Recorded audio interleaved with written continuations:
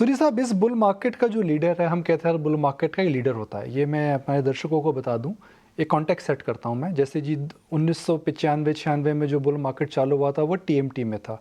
उसके बाद 2003 से 2008 में जो बुल मार्केट चालू हुआ था वो कमोडिटी और पावर में था। फिर हमने देखा क्वालिटी स्टॉक्स में हुआ, फिर उसके बाद हमने देखा पीएसयू स्टॉक्स में, सिक्लिकल स्टॉक्स में। तो यह जो बुल मार्केट है इसकी नींव पीएसयू, सिक्लिकल्स और इंडस्ट्रियल्स पर है। मगर वो सारे शेयर इस समय उल्टे हो रहे हैं। आप कोची शिपयार्ड को देखिए, आप एचएएल जैसे एक भारी भरकम शेयर को देखिए, भले आप प्राइवेट डिफेंस कंपनीज को देखिए। 15 से 25% करेक्शन रेलवेज में भी आ चुका है, 15 से 20% करेक्शन बड़े बड़े पीएसयूज में आ चुका है। तो is the PSU bull market over, जैसे हम अंग्रेजी में कहते हैं हैप्पी आर। हैप्पी आर एक शब्द है जिससे सब रिलेट अप करते हैं। तो क्या हैप्पी आर ओवर? नहीं, मुझे लगता है कि जो एक जब हम बड़े थीम की बात करते हैं, इसका ज़रूरी नहीं है कि यार हर महीने चले।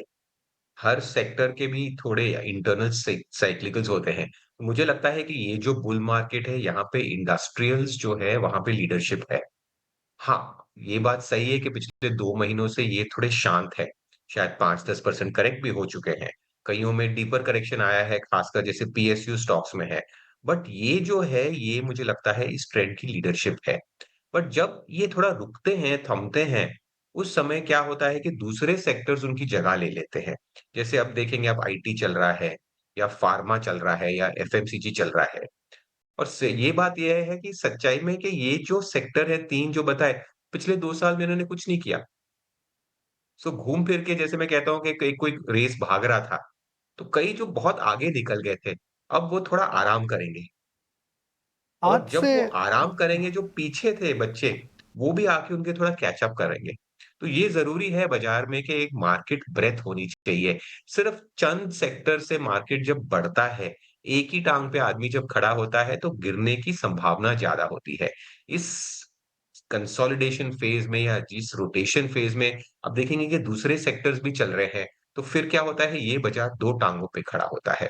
और उस हिसाब से वो जो खड़ा है बाज़ार 2 टाँगों पे, वो उसकी क्षमता जो है, उसकी स्ट्रेंथ जो है ज़्यादा होती है। सो मुझे लग रहा है कि ये एक टाइम वाइज़ करेक्शन है, काफ़ी सारे ये इंडस्ट्रियल्स और वो सब में, और the rest of the market जो है कैच अप कर रहा है।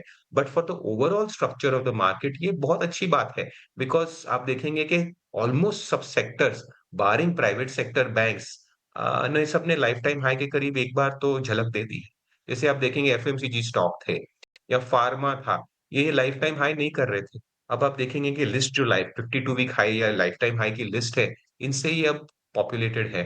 तो मार्केट ब्रेडथ होना बहुत ज़रूरी है। फिर भी जैसे मैंने कहा, मुझे लगता है कि इस सेक्टर या ये जो थीम है, जो बड़ा ट्रेंड है, इसकी लीडरशिप अभी भी इंडस्ट्रियल्स है।